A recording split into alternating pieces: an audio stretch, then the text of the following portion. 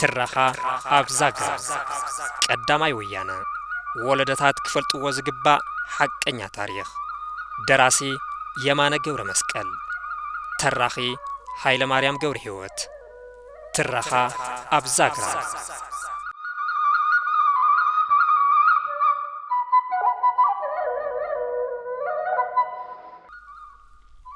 ካብ ስደት ተመሊሱ በትረ ስልጣን ዝጨበጠ ስርዓት ኃይለ ስላሴ ኣብ ትግራይ ዘርግሖ ጉዕዚ ምምሕዳርን ዘውረዶ ዘይሚዛናዊ ግብርን ኢትዮጵያ ድሕር መሪር ቃልሲ 5 ዓመት ሓርበኛታት ደቃ ካብ ባዕዳው መግዛእቲ ጥልያን ነፃ ወፅት ህዝቢ ኢትዮጵያ እውን ካብ ባዕዳው መግዛእቲ ነፃ ወፂና ኢሉ ዓዲ ፌስታን ደስታን ገበራ ኣብ በረኻታት ኣዲያቦ ዝቃለሱ ዝነበሩ ሓርበኛታት መሬት ሰላም ኮይኑ ኢሎም ዓዶም ኣተው እቲ ኣብ ካልኦት ህዝብታት ኢትዮጵያ ዝተርኣየ ተሓጓስን ዕልልታን ኣብ ህዝቢ ትግራይ እውን ብተመሳሳሊ መልክዑ ይርአ እምበር ብዙሕ ግን ኣይጸንሐን ንህዝቢ ትግራይ ወጮ ስያን ተገልወጥካዮ ወጮ ከም ዝበሃል ኮኖ ወራር መንግስት ጥልያን ኣብ ዝጸንሐለን 5 ዓመታት ንገዛ ርእሱ ክብል ጀሚርዎ ዝነበረ መስፋሕፋሕ ቀዳማይ ብርኪ ኣብያተ ትምህርቲ ትካላት ጥዕና ጽርግያ ዘመናዊ ምሕደራ ኣከፋፍላ ግብርን ኣቅርቦት ዘመናዊ ሸቀጣትን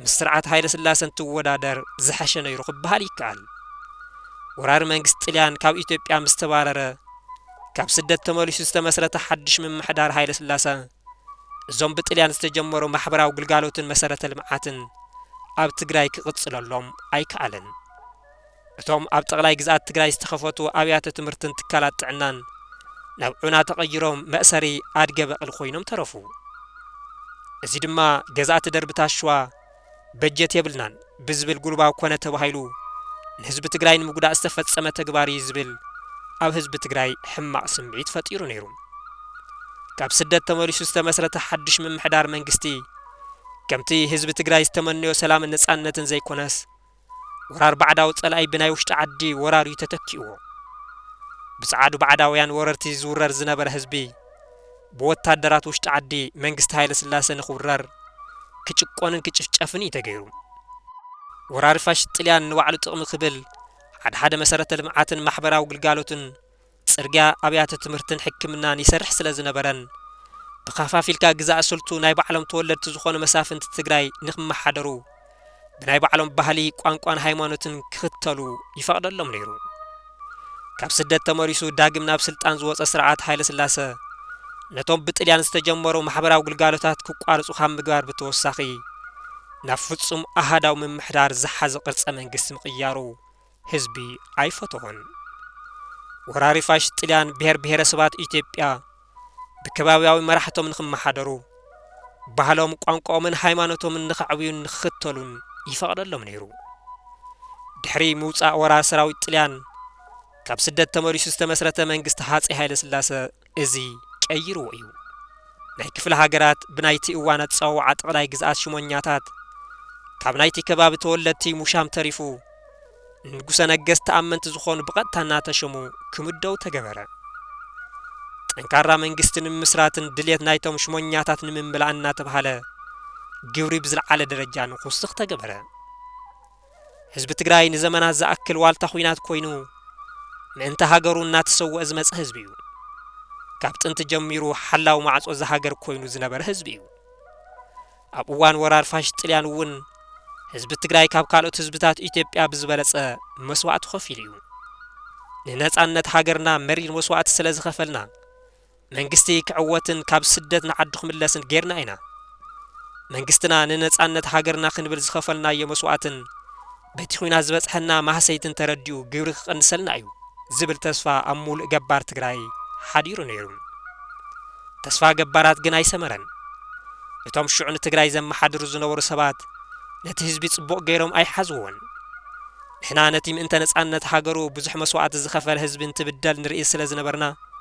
ህዝቢ ይብደል ኣሎ እናበልና ንመንግስቲ ንጠርዕ ነርና ሰማዓ ግን ኣይረኸብናን ህዝቢ ትግራይ ዝረኸባ ነጻነትን ተሃልያ ብናይ ባዕሉ ወታደራት ዝግዛእ ዝነበረ ድባዕሉ ብዝመስሉ ናይ ውሽጢ ዓዲ ጸለምቲ ወይ ድማ ሓበሻ ወታደራት ከግዛእ ብምኽኣሉ ኣፈላላይ ቀለም ጥራሕ እዩ ወይ ድማ ታ ናይ ባዕዳዊ ወራሪ ፋሽስት መንግስቲ ጥልያን ቆጻል ጻዕዳ ቀይሕ ቀለም ዝነበራ ባንዴራ ካብ ዝተሰቐለቶ ወሪዳ ብቆጻል ብጫን ቀይሕን ቀለም ኣብ ማእኸላ ዘውዲ ዝደፍአ ናይ ይሁዳ ኣንበሳ ምልክት ዘለዋ ባንዴራ ዝተተክአት ምዃና እዩ። ንሳውን ገዛእቲ ደርብታት ሸዋ ካብ ፈጣሪ ዝተውሃበ ሰማያዊ ጸጋ እምበር ንላዕላውነትን ንማዕርነትን ብሄር ብሄረሰባት ኢትዮጵያ ዘይትውክል ባንዴራ ገዛእቲ ደርብታት እያ። ብዛዕባ እዚ ኣመልኪቱ መኩርያ መካሻ ብኸምዚ ስዕብ ይቐምጦ። ትግራይ ካብ ፋሽስት ባዕዳውያን ገዛእቲ ሓራ ብምዃና ካብ ጫፍ ናብ ጫፍ ትልይት ኮነ። መሬት ትግራይ ብሓጎስ ኣዕለቕለቐት፣ ግን ብዙሕ ኣይጸንሐትን። እቲ ኣፍላ ነጻነት እናተበከለ ኸይዱ ከቢድ ዕዳ ግብሪ መንግስቲ ሃፀይ ሃይለ ስላሰ ንሕድሕድ ጎጆ ሓረስታይ ኮንኳሕኩሖ ጀመረ። ኣብ ውሽጢ ሓጺር እዋን ቁጽርን ስፍርን ዘይብሎም ነገስታት ቁሸት ተጫጭኹ። ብኢድካ ምጻእ ማለት ኣምጺኦም። እቲ ግብሪ ዝእክብ ከይተረፈ ምክት ሕሮድላ ይበለ። ሽፍታ እውን ካሊእ ንጉስ ኮነ። ንሓረስታይ ግን ኩሉ ሽፍታ እዩ። እቶም ተኸደንቲ ካኪ ዝነበሩ ነጭ ለባሽ መለዮ ለባሽ እናተባህሉ ዝጽውዑ በብወረዱ ዝተዘርግሑ ኣሽሓት ወታደራት መንግስቲ ንሓረስታይ ሕማም ርእሲ ኾንዎ። ስርዓትን ሕግን ኣይፈልጡን። ብዙሕ ምዝራብን ብዙሕ ምውራርን ጥራሕ እዮም ዝፈልጡ። ነዚኣቶም ድማ ሓረስታይ ኣይከኣሎምን። ከቢዶምዎ፣ ቆፍኡ ነጊፎምዎ፣ መሰቡ ገምጢሎምዎ፣ ደንብኡ ጥራሕ ኣትፊፎምዎ። ካብዚ ዝኸፍአ እንታይ ክገብሩ ይኽእሉ? ሓረስታይ እናተኣከበ ብዛዕባ እቶም ጉዳማት ወታደራት መንግስቲ ከውግዕ ጀመረ። እንኮላይ እንካብ ጥልያን ኣይሕሹን ድማ በሎም። ነቲ ኩነታት ኣጸቢቖም ዝፈልጥዎ ኣይተገሰሰ ዘገየ ዝተባሃሉ ወያናይ ድማ ብኸምዚ የዘንትዎ። ኣስራት በዚሑ፣ ግብሪ በዚሑ፣ ጭቆና በዚሑ፣ ጭቃ ሹም ምስሌንኡ ይኹን ካሊእ በዓል ስልጣን ኩሉ በብስልጣኑ ምዝመዛ ኣብዚሑ ህዝቢ ብግብሪ ተማረረ። በቃ ካብዚ ንላዕሊ ጭቆናን ግፍዕን ኣይንሽከምን፣ ግብሪ ኣይንኸፍልን፣ ኣስራት ኣይንኣቱን ድማ በለ። ጠስሚ ኣምጽኡ ስጋ ስቡሕ ኣምጽኡ ዝበሃል ነገር ተቃወመ። ኣብቲ እዋን ሓደ ብዕራይ 20 ቅርሺ እዩ ዝሽየጥ ነይሩ። ነብሲ ወከፍ ሓረስታይ ግን 100 ቅርሺ ንክኸፍል ይግደድ ነይሩ። ነዚ ንምኽፋል ድማ ዓቕሚ ሰኣነ። በዚ ዝተማረረ ገባር ይኣኽለኒ ኣይግዛእን ብምባል ወየነ። ሃፀይ ሃይለ ስላሰ ዓድን ህዝብን ንወራሪ ፋሽስት ጥልያን ጠንጢኖምሉ ኣብ ስደት ስለ ዝነበሩ ንሓሙሽተ ዓመታት ዝኣክል ግብርን ኣስራትን ኣይተኣከበን።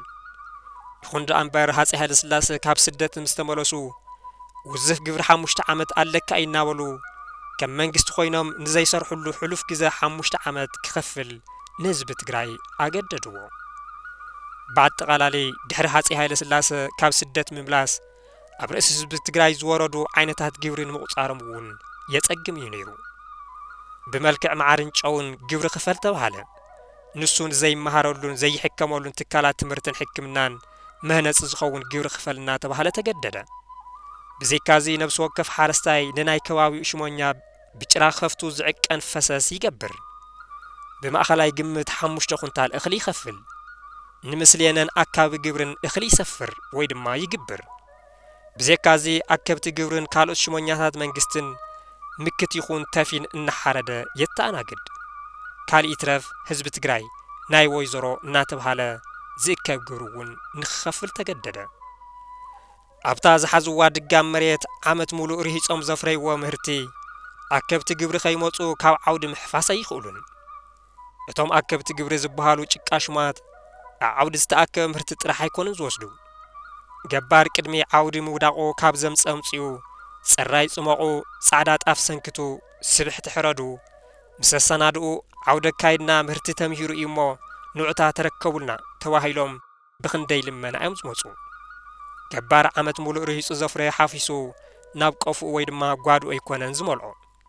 ዝበዝሕ ምህርቱ ብናይ ባዕሉ ጉልበትን ኣድገ በቕልን ጽዒኑ ብምውሳድ ናብ ቀፉ ዓቂተቱን ማእኸላይ መንግስትን እዩ ዝመልኦ። እዚ ዘይገበረ ገባር ካብቲ ዝሓፈሶ ምህርቲ ንላዕሊ ዝኸውን ግብሪ ይጸዓኖ ወይ ድማ ግብሪ ኣይከፍልን ኢሉ ተባሂሉ ከም እምቢተኛ ተቆፂሩ ብወታደራት መንግስቲ ንብረቱን ጥሩይቱን ይውረስ። ገባር ትግራይ ወግሐ ጸብሐና ተኣዘዘ ንመርዓ ተስካርን ካልኦት ውራያት ሽሞኛታት መንግስቲ ዝኸውን ዝብላዕ ስብሕቲ ስተሜስን በኣጠቓላሊ ነቲ ጉዳይ ዘድሊ ነገር ይቕርብ። ገዛእቱ እንትሽየሙን እንትሽለሙን ነቲ ሽመት መጸንበሊ ዝኸውን እኽለማይን ካልኦት ዓበይቲ ህያባትን ንኸበርክት ይእዘዝ። ገዛእቱ ንውልቀ ጣጦም ወይ ድማ ሓዳሮም ዘድሊ ኩሉ ናይ ነፃ ጉልበት ስራሕ ክሰርሕ ይእዘዝ ነበረ። ምስ ከምዚ ዝበለ ሕሱም ምዝመዛን ወራርን መስፍናዊ ስርዓት ሃይለ ስላሰ ሓቢርካ ምንባር ዘስካሕኾን ዝረብረዎን ገባር ትግራይ ብረት ኣልዒሉ ንኽውይን ተገዲድ እዩ። ኣብ ልዕሊ ህዝቢ ወጀራት ዝወረደ ዘይፍትሓዊ ቅፅዓትን ምእሳር ዓበይቲ ዓዲ ራያ ዓዘቦን እቲ ኣብ ልዕሊ ገባራት ወጀራትን ራያ ዓዘቦን ዝሓደረ ቂም ዝነበሮ ስርዓት ሃይለ ስላሰ ካብ ስደት ተመሊሱ ዝፈጸሞ ተግባር ብዝተፈላለዩ ሰበባት እናቕረበ ነዞም ገባራት ምስቃ እዩ። ገባራት ወጀራት ጥሪት ህዝቢ ዓፋር ወሪርኩም ብዝብል ሰበብ ካብ ዓቕሞም ላዕሊ ዝኾነ ቅፅዓትን ክዓድዩ እንተገድዶም ንገባራት ራያ ዓዘቦ ድማ ወተሃደራት እንግሊዝ ቀቲልኩም ኢኹም ብዝብል ብዙሓት ንጹሃት ገባራት ክእሰሩን ክሰቃዩን ገይሩ እዩ። ሕቶ ባህላውን ዲሞክራሲያውን ዓርሰ ምምሕዳር ህዝቢ ወጀራት ህዝብታት ወጀራትን ራያ ዓዘቦን ኣብ ትሕቲ መስፍናዊ ስርዓት ናይ ባዕሎም ዝኾነ ባህላውን ከባብያውን ምምሕዳር ነይርዎም እዩ። ብፍላይ ከዓ ኣብ ከባቢ ወጀራት ዝጸንሐ ዲሞክራሲያውነት ዘለዎ ባህላዊ ምምሕዳርን ኣብ እንደርታ ዝተለመደ ባህላዊ ኣተኣላልያ ጎንፅን ወይ ድማ ዕርቂ እንደርታ ከም ኣብነት ዝጥቀስ እዩ። ካብኡ ዝተበገሰ እዩ ድማ ዳርጋ ኣብ ኩሉ ከባቢታት ትግራይ ዝተባእሱ ሰባት እንትዕረቑ ብሸምገልቲ እቲ ጎንፂ ዕርቂ እንደርታ ጌርካትኩም ተዓረቑ ዝበሃል። ዕርቂ እንደርታ ማለት ተጸባእቲ ወገናት ብተነጻጻሪ ማዕረ ዝጥቀምሉ ከምኡ ድማ ማዕረ ዝጉድእሉ ኣግባብ እዩ። ብፍላይ ህዝቢ ወጀራት ቀንጪ እናተባሃለ ብዝፅዋዕ ናይ ባዕሉ ባህላውን ዲሞክራሲያዊ ምምሕዳር እናተመሓደረ ዝጸንሐ ህዝቢ እዩ። ኣብ ከባቢ ወጀራት ንዓቕሚ ኣዳም ዝበጽሑ ደቂ ተባዕትዮ በብቁሸቶም ከም ኣድላይነቱ እናተኣከቡ መራሕቶም ወይ ድማ ኣቦ ገረባት ብቐጥታ ክመርፁ ይገብሩ። እዞም ብዲሞክራሲያዊ ባህሊ ዝተመረፁ መራሕቲ ካብ ጭቃሽም ጀሚሩ ካልኦት ኣመሓደርቲ ናብ መንግስቲ ቀሪቦም ስልጣኖም ይጸድቀሎም። ብህዝቢ ዝተውሃቦም ሓላፍነት እንተዘይፈጺሞምን ብዝመረፆም ህዝቢ እምነት እንተስኢኖምን ብዓበይቲ ዓዲ ወጀራት ተጸዊዖም ካብ ስልጣኖም ይወርዱ ብዘመናዊ ኣጸዋውዓ ዲሞክራሲያዊ ስልጣን ሪኮል ዝበሃል ማለት እዩ።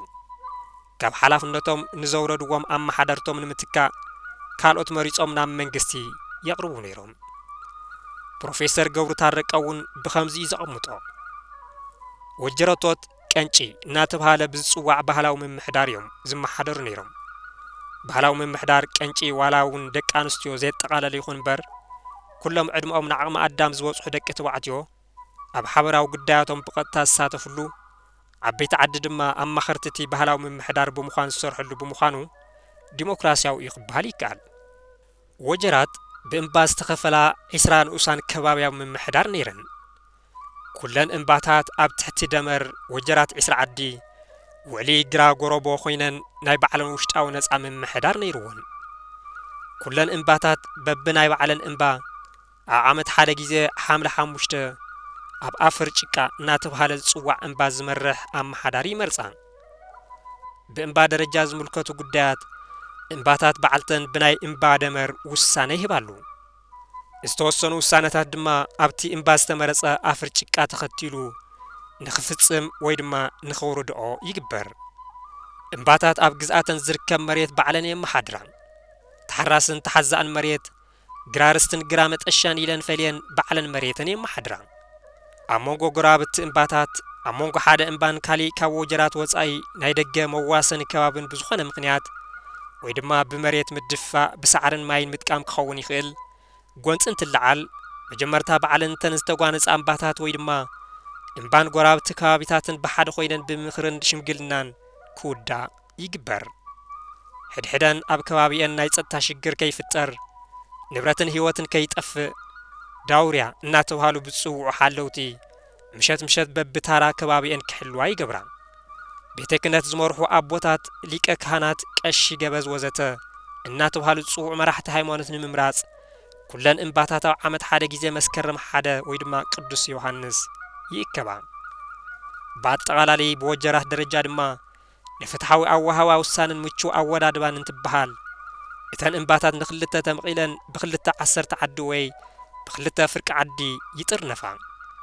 ነዚ ኣወዳድባ ወይ ድማ ንኽልተ ምምቃል መልዓሊ ዝጥቀምሉ ዝነበረ ናይ ቦታ ነጥቢ ወጀራት ንኽልተ ጨዲዱ ብመውዓሊ ደመር ወጀራት 20 ዓዲ ግራጎሮቦ አቢሉ ዝሐልፍ ገረብ ወይናት እናተብሃለ ዝጽዋዕ ርዋ እዩ በዚ ምኽንያት እተን ክልተ 10 ዓዲ ሓደ ጊዜ ፈጊዕ ገረብ እናተብሃላ ይጽዋዓ ኣብ ደመር ግራጎሮቦ ማዕረ ድምጽን ስልጣንን ድማ ነይሩወን መኩርያ መከሻ በወገኑ ብኸምዚ ይገልጾ ኣካል ትግራይ ዝኾኑ ደቂ ወጀራትን ራያ ዓዘቦን ናይ ዓርሶም ባህላዊ ምምሕዳር ነይሩዎም እዩ ምምሕዳር ቀንጪ ይብልዎ መናብርቶም ዝኾነ ባህላዊ ብልሓት ምምሕዳር እቲ ስርዓትን ሕግን ንዖም ገነት እዩ በዚ ድማ ወጀራት ራያ ዓዘቦን ንዖም ዝስማዕማዕ ዓለም ፈጢሮም ይነብሩ ነይሮም እዚ ዓርሶም ዘመሓደርሉ ስርዓት ቀንጪ ኣድላይ ግብሪ መንግስትን ክኸፍሉውን ዝእዝዝ እዩ ሽማግለታት ዓድውን ኣባላት ቤት ምኽሪ ስርዓት ቀንጪ ኮይኖም ህዝቢ የመሓድሩ ሃፀይ ሃይለ ሥላሴ ካብ ስደት ምስ ተመለሱ ግን ሓረስታይ ከም ድልየት ገዛእቱ እምበር ከም ድልየቱ ኣይኮነን ክነብር ዘለዎ ብምባል ንባህላዊ ምምሕዳር ህዝብታት ወጀራት ራያ ዓዘቦን ረጊጽዎ ሓረስታይ ወጀራት ራያን ዓዘቦን ነቲ ጭቆና ሒዙ ክጓዓዝ ኣይከኣለን መረረት ኮነ ጫውጫው ኮነ ካብዚ ድማ ዓመፅ ተጠነሰ